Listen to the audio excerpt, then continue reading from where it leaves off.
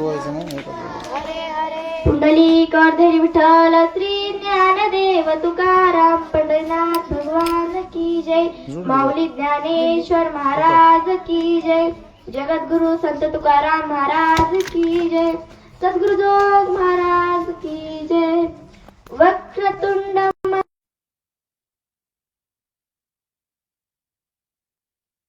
निर्विघ्नं कुरु मे देव सर्वकार्येषु सर्वदा. नमस्ते शारदा देवी वीणा पुस्तकधारिणी. विद्यारंभ करिष्यामि प्रसन्नं भव सर्वदा. गुरुर्ब्रह्मा गुरुर्विष्णू गुरुर्देवो महेश्वरा. गुरुर् साक्षात् परब्रह्म तस्मै श्री गुरुवे नमः.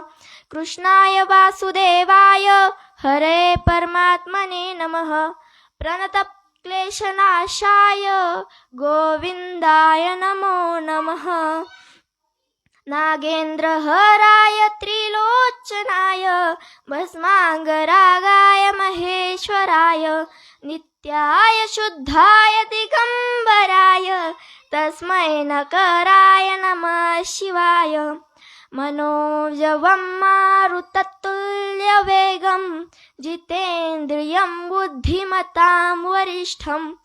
वातात्मजं वानरयूथमुख्यं श्रीरामदूतं शरणं प्रपद्ये. महाप्रसादजननी सर्वसौभाग्यवर्धिनी. आदिव्याधिहरा नित्यं तुलसीत्वं नमोऽस्तुते.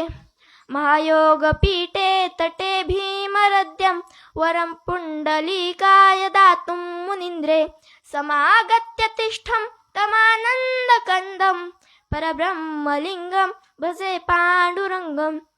पांडुरंगा करू प्रथम नमन दुसरे चरण संताची या. त्यांच्या कृपादाने कथेचा विस्तारू. बाबाजी सद्गुरु दास तुका जयांची केली स्मरण. होय सकळ सिद्धेची अधिकरण. तेची बंधू श्री चरण ते नमस्कारून आता.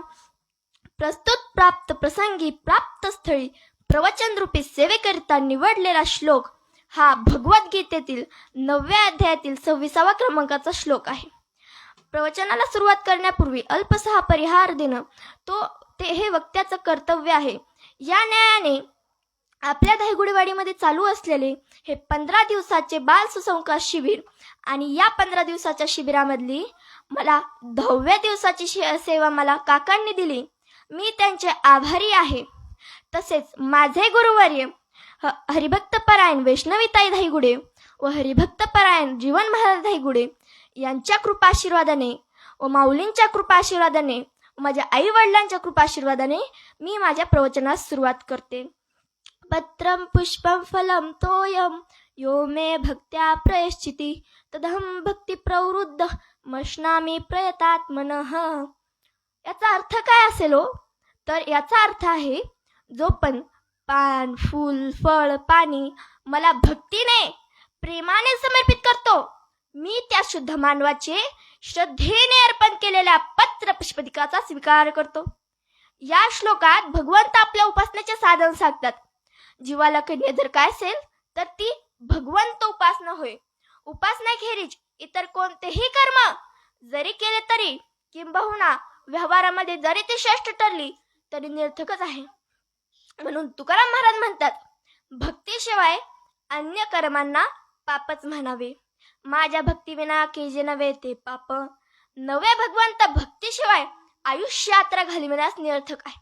म्हणून तुकाराम महाराज सावध करतात, आता उघडे डोळे जरी तुझा पादी नकळे मनुष्यपण तरी साधी नारायण. भक्तीविना पशु कसाचे वाढला सटविना नेला कैसा नाही. हरिविना जन्मतो नक्कीच बजाना यमाचा पाहुणा प्राणी होय. या करताच हा देह आहे, परंतु याची जाणीव किती लोकांना आहे. या सुरंगावरून ह्याची सिद्ध होते की नरदेहाचं मुख्य कर्तव्य जर काय असेल तर ती भगवंत उपासना होय. देवी दिला देव जला गोमट तया झाला फाटा गादिकेचा. या करताच हा देह आहे, परंतु याची जाणीव किती लोकांना आहे.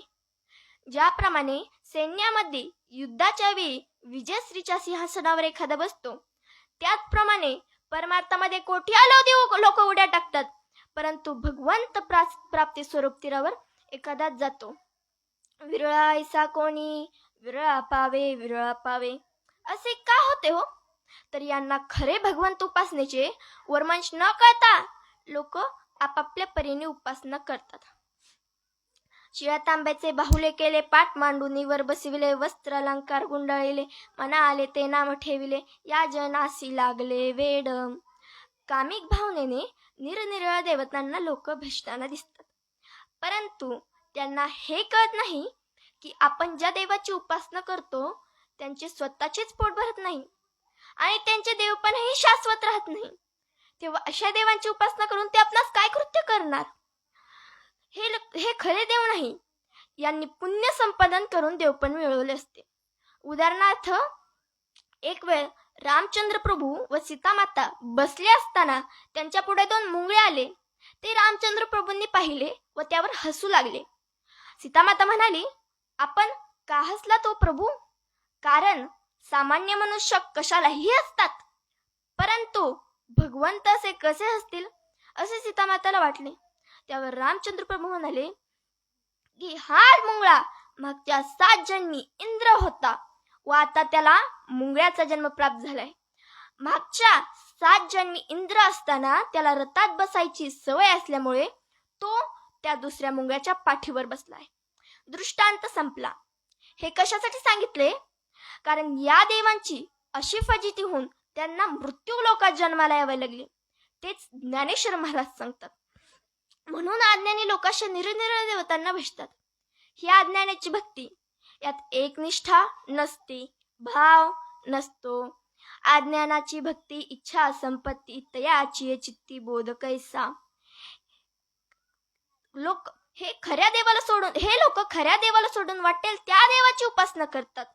ज्याप्रमाणे एखादा शेतकरी नवा उद्योग करतो, त्याचप्रमाणे हा अज्ञानी जीव नव्या देवाची उत्सुकतेने पूजा करतो. सोमवार आला की हर हर महादेव, बेलपत्र घेऊन सोमवारी शंकराची पूजा करतो. मंगळवारी श्री देवीची उपासना करतो. बुधवारी श्री विठ्ठलाची उपासना करतो. गुरुवारी दत्ताची पूजा करतो आणि शुक्रवारी जय संतोषी माता यांची पूजा करतो. शनिवारी हनुमानाच्या मंदिरात जाऊन हनुमानाशी शरणागती करतो आणि रविवारी मल्हारीची वारी माझ्या मल्हारीची वारी श्री खंडेरायाची उपासना करतो. अशा प्रकारे त्याच्या वागण्यात एक विधीपणा नसतो, भाव नसतो. ज्याप्रमाणे वेशाही अखंड सौभाग्यवती असते, त्याचप्रमाणे हा अज्ञानी जीव नव्या देवाची उत्सुकतेने पूजा करीत असतो. तेव्हा ही अशी भक्ती करणारा अज्ञानाचा मूर्तिमंत अवतारच समजा. म्हणून ही झाली सामान्य मनुष्याची गोष्ट. परंतु खरी भगवंत उपासना कशी व कोणत्या साधनेने करावी, तो भगवान परमात्मा त्या साधनेने कसा वश होईल, हे सर्व भगवंत या श्लोकातून उच्चारून सांगतात. तेव्हा हे विरोध नसून विरोधाभास आहे. विरोध कसे नाही हे ज्ञानेश्वर महाराज या ओवीतून सांगतात. ऐसे अखंड भजन करी उगांडे सेशन भरी, अवघेची गावदारी हे वजैसी, मग निस्सिम भाव उल्हासे. निस्सिम भाव हेच उपासनेचे मुख्य वर्म आहे. प्रस्तुत श्लोकात जो माझी निस्सिम भावनेने उपासना करतो ती कोणत्या साधनेने होते ते सांगतात. पत्र, पुष्प, फळ, पाणी यापैकी कोणतीही वस्तू जरी असली तरी माझी उपासना होते, असा या श्लोकाचा सरळ भावार्थ आहे. परंतु यावर अशी शंका येते की या सर्व आपण करणारी गोष्टी कितीतरी लोक दिसतात, मग त्या सर्वांनाच भगवान परमात्मा प्राप्त होतो का? होत असता तर मग मोठे शाटे भाटे श्रीमंत लोकांना तर परमात्मा सहजागत्य प्राप्त झाला असता. कारण त्यांच्यासारखे उपासना करण्याचे तर साधन आपल्यासारख्या गरीबाच्या ठिकाणी कुठून? मग भगवान परमात्मा फक्त श्रीमंताचाच झाला असता, परंतु तो तसा नाही. हीच गोष्ट ज्ञानेश्वर महाराज सांगतात. नुसत्या उपचाराने भाळणारे तो भगवान परमात्मा इतका साधा भोळा नाही. देव त्याच्याकडे येणाऱ्याने कोणते ताट आणले आहे? ते ताट सोन्याचे आहे की चांदीचे? केळच्या पानाचे आहे की पत्रावळी? एवढंच नव्हे तर त्या ताटात कोणते पदार्थ आहे?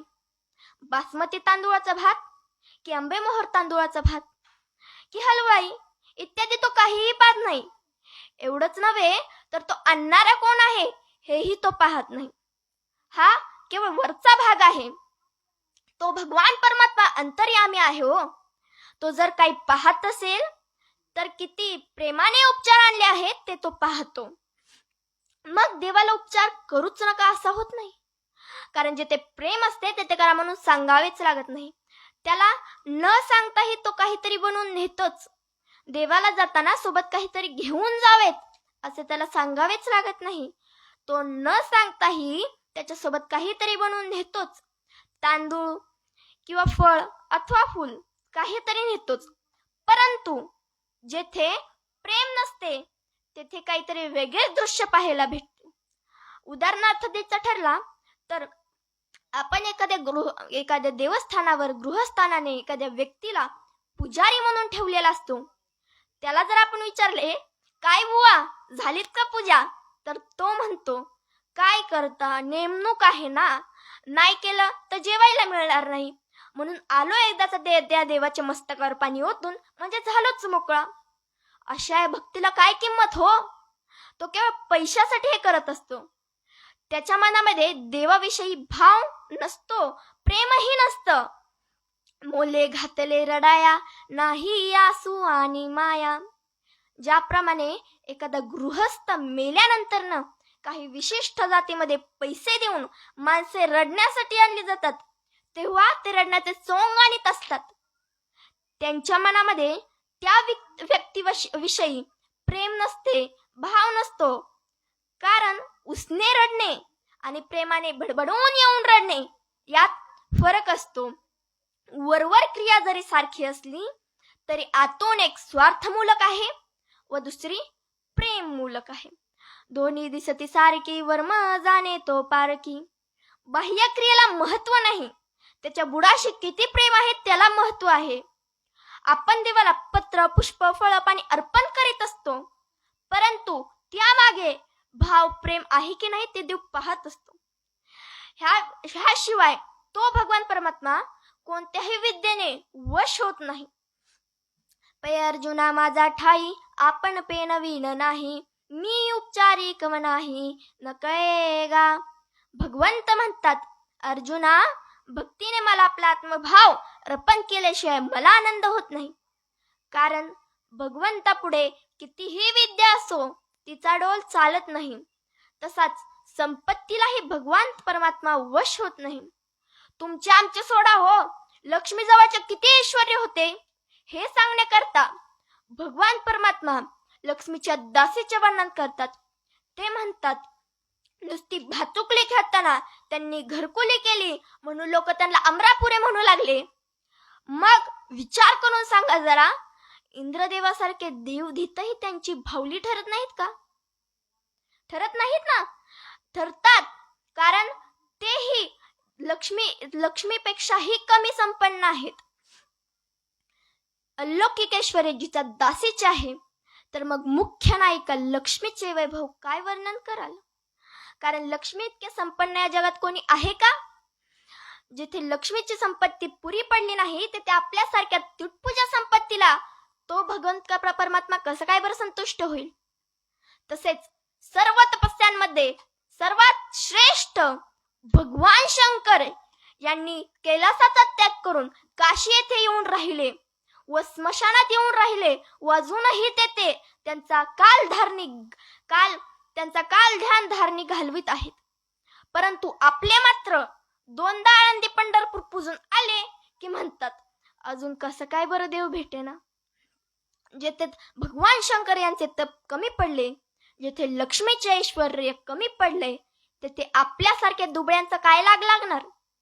म्हणजे देवाला अमुक वस्तू असतात तो वश होत नाही असे मुळीच नाही. तर त्याच्या बुडाशी भाव, प्रेम लागते म्हणजे लागतेच. हेच उपासनेचे मुख्य वर्म आहे. बाह्य क्रियेला देव भुलत नसून त्याच्या अंतःकरणात किती भाव, प्रेम आहे ते तो पाहतो. कारण देव भावाचा भुकेला आहे.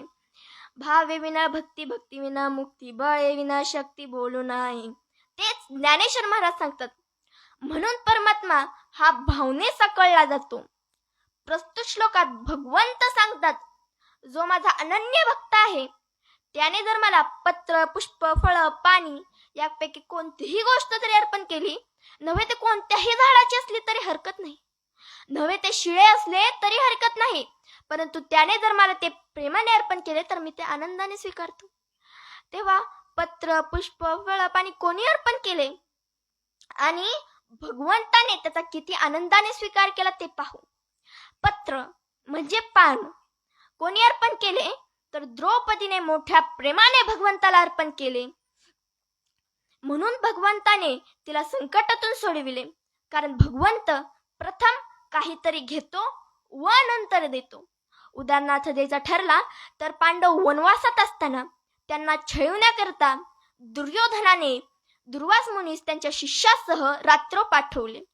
रात्रीची वेळ होती आणि अशा वेळी दुर्वास मुनीस त्यांच्या शिष्यासह आपल्याकडे येत आहे असे पांडवांना कळाले. तर त्यावर धर्मराजा त्यांना सामोरे गेला. धर्मराजा त्यांना सामोरे गेल्यावरती दुर्वास मुनीस त्यांना म्हणाले, अरे धर्मा, तू इथून बाजूला हो, मी फार लांबून चालत आलो आहे. तेव्हा मला फार भूक लागली आहे. तेव्हा मला इथे भोजन खाण्याची इच्छा होत आहे. त्यावर धर्मराजाने द्रौपदीकडे पाहिले व म्हणाले. त्यावर द्रौपदी म्हणाली, महाराज, 2 प्रहार रात्र झाली आहे आणि अशा वेळी स्नान केल्याशिवाय भोजन करता येणार नाही. त्यावर हे ऐकून दुर्वास मुनीस व त्यांच्या सर्वजण स्नानाकरिता गेले. परंतु इकडे द्रौपदीला काळजी लागून राहिली की या दुर्वास एक वेळच्या भोजनासाठी 60 खंडे अन्न लागत होते, परंतु आपल्या घरात एका माणसापुरतेही अन्न नाही. जर त्याला भोजन मिळाले नाही तर ते आपले सत्व हरण करतील व आपल्याला शाप देतील. ह्या चिंतेमध्ये द्रौपदीने भगवंताचा धावा करण्यास सुरुवात केली.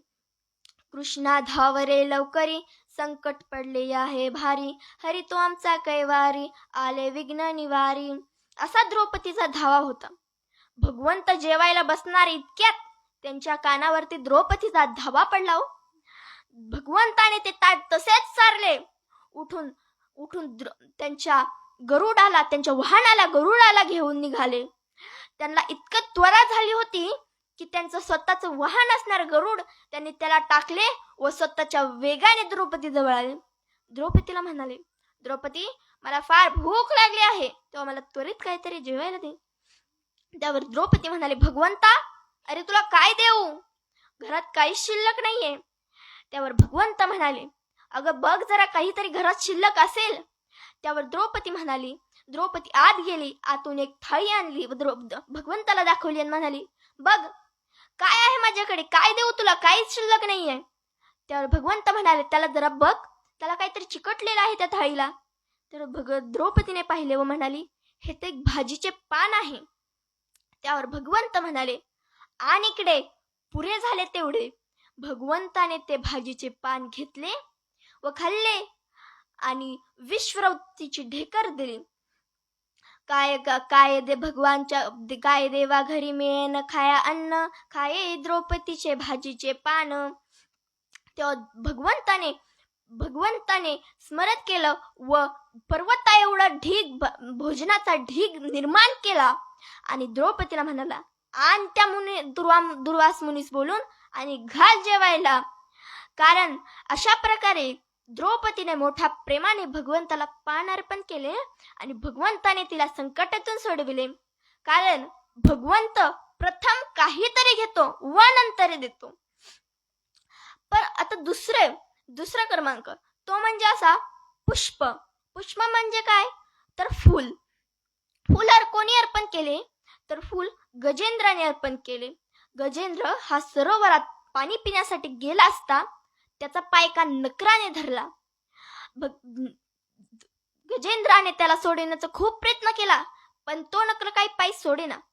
1000 वर्षापर्यंत त्याचे आपटे लढू लागले त्या नकरापर्यंत, परंतु त्या नकराने त्याचा काय पाय सोडला नाही. हे सर्वाला कंटाळून त्याचे सर्व आपते, बायको, बहीण, भाऊ, मुलगा, मुलगी सर्वजण त्याला एकट्याला सोडून निघून गेले हो. हे कळाल्यानंतर गजेंद्राला फार पश्चाताप झाला. गजेंद्र आता अशा शेवटच्या काळी गजेंद्राने भगवंताचा धावा करण्यास सुरुवात केली. तेव्हा तो म्हणाला, त्याने एक बाजूला असलेले कमळाचे फूल घेतले व वरती फेकले आणि म्हणाला, जो कोणी हा ब्रह्मांड चालक असेल त्यांनी माझ्या हाकेला हाक द्यावी आणि मला ह्या संकटातून सोडवावे. आणि भगवंताने हे ऐकलं. भगवंताला एवढी गडबड झाली होती आणि त्यात सरस्वतीने त्याला विचारले की प्रभू एवढी गडबड का हो. त्यावर भगवंताने एक शब्द उच्चारला, तो म्हणजे कोणता होता? हत्ती. सरस्वती जवळ उच्चारला व ती उच्चारेपर्यंत गजेंद्राजवळ पोहोचले. गजेंद्राला त्या नकरापासून सोडविले आणि त्याला विमानात बसून त्याच्यासह नकरालाही बसून वैकुंठास नेले. अशा प्रकारे गजेंद्राने फार प्रेमाने, फार भक्तिभावाने भगवंताला फूल अर्पण केले व भगवंताने त्याला त्या नकरापासून सोडविले व वैकुंठास विमानात नेले. आता तिसरा क्रमांक तो म्हणजे पत्र झाला, पुष्प झाला, फळ कोणी अर्पण केले तर ते पाहू. शबरी ही एक अत्यंत श्रद्धावान मुलगी होती. ती मातंग ऋषीची एक शिष्य होती. तिची अत्यंत श्रद्धा होती तिच्या ऋषीवरती. एक वेळ मातंग ऋषी निजवनास गेले असता त्यांनी तिला सांगून ठेवले होते की तू रामचंद्र प्रभू या नामाचा जप कर. भगवंत रामचंद्र प्रभू स्वतःहून तुझ्या घरी येतील आणि तुला दर्शन देतील. शबरीचा अत्यंत विश्वास होता तिच्या ऋषीच्या वचनावरती. त्यावर शबरी रोज तिचे अंगण झाडून काढायची, रांगोळी काढायची, वनात जाऊन देवाला भूक लागेल म्हणून त्याच्यासाठी फळे, बोळे काही घेऊन यायची. आणि एक दिवशी ह्या भक्तिभावाला प्रसन्न होऊन देव तिच्या घरी आले.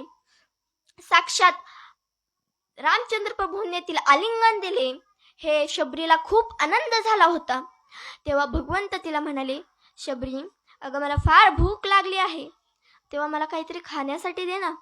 त्यावर शबरीने मोठ्या प्रेमाने एक द्रोण ठेवले, फळांचा एक द्रोण होता, तो त्यांना दिला आणि भगवंत तिथे प्रेमाने खाऊ लागले. परंतु द्रौपदीने तिथे पाहिले की या बोरांना तर कशाचे ते दात लागले आहेत, हे पक्ष्यांचे तर नाहीत ना. त्यावर भगवंताने विचारले, हे दात कशाचे? त्यावर शबरी म्हणाली की ही मीच खाल्लेली फळे आहेत प्रभू. जी गोड फळे होती ना ती मी तुमच्यासाठी ठेवलेली आहेत आणि जी आंबट होती ती टाकून दिली. मी चोखून तुमच्यासाठी गोड फळे ठेवली आहेत. हे ऐकून तर भगवान परमात्मा आणखीनच प्रेमाने ती फळे खाऊ लागले. परंतु त्यातली तीन चार बोरे घेऊन लक्ष्मणास दिली आणि लक्ष्मण मनातच विचार करू लागला की रामचंद्र प्रभू ह्या शबरीच्या प्रेमात फार वेडे झाले आहेत. तिचे उष्टी फळे खातायत, परंतु मी मात्र ही खाणार नाही. त्यावर त्यांनी ते बोरे घेतले व मागे टाकून दिले. लक्ष्मणास त्याचे प्रेम कळले नाही हे बनण्यास काही हरकत नाही, परंतु भगवंताला तिचे प्रेम कळाले. अशा प्रकारे शबरीने फार प्रेमाने भगवंताला फळ अर्पण केले. परंतु आता असा मुद्दा असा येतो की फळ, फूल, पत्र, पुष्प, फळ, पाणी काही लोकांना नाही अर्पण करता आले, पण फुकटचं पाणी तरी अर्पण करता येणार ना. मग पाणी कोणी अर्पण केले तर रत्नदेव याने अर्पण केले. म्हणून भगवंताने त्याची परीक्षा घेतली व भगवंताने त्याला प्रत्यक्षात दर्शन दिले. रत्नदेव हा कोण होता हो तर रत्नदेव हा एका कोळ्याचा मुलगा होता. त्याचा नित्यनेम काय होता तर रोज जायचा, स्नान करायचा आणि तोंडात पाण्याची गुळणी घ्यायचा आणि बाजूलाच एक महादेवांचं मंदिर होतं. त्या मंदिरात जायचा आणि त्या पिंडीवरती पाणी थुंकायचा. हा त्याचा रोजचा नित्य नियम होता. परंतु एक दिवशी काय झालं की त्या गावचा राजा तेथे त्या मंदिरात पूजा करण्यासाठी आला. आणि जिथे राजा पूजा करतो तिथं काय कमी असते? तिथे ब्राह्मण होते. वाहतूक सगळी बंद झाली होती कारण राजा पूजा करतोय. तो त्याच्यासोबत ब्राह्मण तो मंदिरात बसला, त्याच्या बाजूला ब्राह्मण बसले आणि बाहेर दरवाजाला सेवक बसले, कोणी आतमध्ये येऊ नये म्हणून.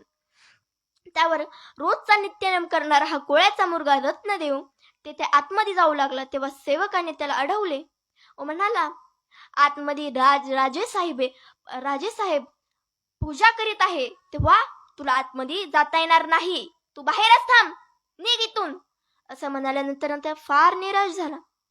त्याच्या तोंडात पाणी होते. तो त्या पिंडीवरती पाणी थुंकल्याशिवाय काही बोलत नव्हता, एकही शब्द बोलत नव्हता, जेवणही करत नव्हता, ते पाणी गिळतही नव्हता. ते पाणी एकच ध्येय होतं त्याचं, ते पाणी भगवंताच्या शंकराच्या पिंडीवरती थुंकायचं. तेव्हा भगवंताने एक चमत्कार केला. भगवंत एका विमानात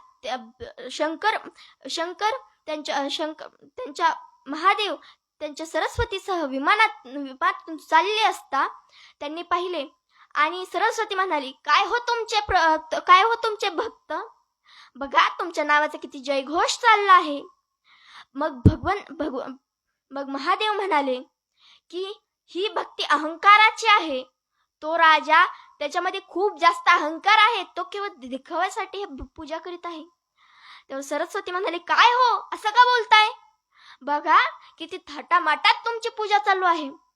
परंतु भगवान शंकर म्हणाले, नाही, ही भक्ती अहंकाराची आहे, मला असली भक्ती आवडत नाही. त्यावर भगवान शंकर म्हणाले की बघ, माझ्या खऱ्या भक्ताला बाहेर थांबवून ठेवलंय, निराश केलंय त्याला, आणि स्वतः आतमध्ये थाटामाटात पूजा करतोय, मला आवडलेलं नाहीये. त्यावर सरस्वती माता म्हणाली की असं का म्हणताय, तो रोज तुमच्या पिंडीवरती उष्टी गुळणी थुंकतो आणि तुम्हाला तो खरा भक्त वाटतो. त्यावर भगवान शंकर म्हणाले, थांब, तुम्हाला दाखवतो कोण खरा भक्त आहे आणि कोण नाही. तर भगवान शंकर यांनी चमत्कार केला. सर्व मंदिर हळदू लागले, असा वाटू लागले की भूकंप येतोय, आणि सर्व मंदिर असे पडण्याच्या गतीवरती आले, सर्व चिरा वगैरे पडल्या. त्यावर सर्वजण पळू लागले, मरण्याच्या भीतीने पळू लागले. बाहेरचे सेवक पळाले, ब्राह्मणही पळाले, कुणाला मोर वाटतो, ब्राह्मणही पळाले. राजा कशाला थांबतोय, राजाही पळाला, सर्वजण पळून गेले. हे सगळं त्या कोळ्याच्या मुलाने पाहिलं आणि मंदिराच्या दिशेने धावू लागला. तेथे गेला आतमध्ये आणि त्या पिंडीवरती पाणी थुंकलं. पहिलं ते थुंकलं आणि त्या पिंडीला घट्ट मिठी मारली आणि म्हणू लागला, देवा, हे मंदिर माझ्या अंगावरती पडू दे, परंतु तुला काही व्हायला नाही पाहिजे, कारण तुला जर काही झालं तर मी कोणाच्या अंगावरती पाणी थुंकवेल, कोणाची पूजा करेल मी. अशी हा सर्व प्रकार थोड्या वेळात थांबला. त्यावर भगवान शंकर म्हणाले, आत्ता सांगा कोण आहे खरा भक्त. त्यावर सरस्वती माता म्हणाली, मला माफ करा, मला माहित नव्हतं हा राजा इतका अहंकारी असेल आणि या कोळ्याच्या मुलामध्ये किती भक्तिभाव आहे, मला कळालंच नाही हो. तुम्ही खरे बोलत होता. हा कोळ्याच्या मुलामध्ये खूप जास्त भक्तिभाव, प्रेम आहे तुमच्याबद्दल. अशा प्रकारे हे झाल्यानंतर भगवान शंकर यांनी त्याला साक्षात दर्शन देण्याचे ठरविले. त्याने पाणी थुंकले आणि भगवंताने त्याला दर्शन दिले, त्याच्यामध्ये भक्तिभाव होता. परंतु आपण मात्र त्या दानपेटीत, भगवंताच्या दानपेटीत 10-20 रुपये टाकले की अख्ख्या गावभर बोंबलत सुटतो, आम्ही दान केलं, हो आम्ही दान केलं. अशा भक्तीला काय किंमत? ही भक्ती नसतेच, हा केवळ दिखावा असतो. आपण दाखवतो की लोकांना, हे बघा आम्ही असं करतो, हे बघा आम्ही तसं, असं काहीही नसतं. देवाला भक्ती, भाव, प्रेम पाहिजेत असते. पुंडलिक वरधरी विठ्ठल श्री ज्ञानदेव तुकाराम, पंढरीनाथ भगवान की जय, माऊली ज्ञानेश्वर महाराज की जय, जगद्गुरु संत तुकाराम महाराज की जय, सद्गुरु जोग महाराज की जय. आता विश्वास मके देवे, येणे वाग्यज्ञ तोषावे, तोषोनी मज द्यावे, पसाय दान हे, जे खळांची व्यंकटी सांडो, तया सत्कर्मी रती वाढो, भूतास परस्परे पडो मैत्र जीवांचे दुरितांचे तिमिर जाओ विश्व सधर्म सूर्य पाहो जो जे वांछिल तो ते लाहो प्राणी जात वर्षत सकळ मंडळी ईश्वर निष्ठांची मांडी आळी अनवत भूमंडळी दो भूता चला कल्पतरूंचे आरव चेतना चिंतामणीचे गाव बोलते जे अर्णव त्युषांचे चंद्रमे लांछन मार्तंड जेता पहिन ते सर्वाही सदा सज्जन स्वैरे होतू किंबहुना सर्व सुखी पूर्ण होऊनी त्रिलोकी भज आदिपुरखी अखंडित आणि ग्रंथ पजिवे विशेषी लोकी दृष्टा दृष्ट विजय होवा वेजी एथ म्हणे श्री विश्वेश्वराओ हा होईल दान पसाओ येणे वरिज्ञान देव सुखिया झाला येणे वरिज्ञान देव सुखिया झाला येणे वरिज्ञान देव सुखिया झाला. ओम शांती शांती शांती ही.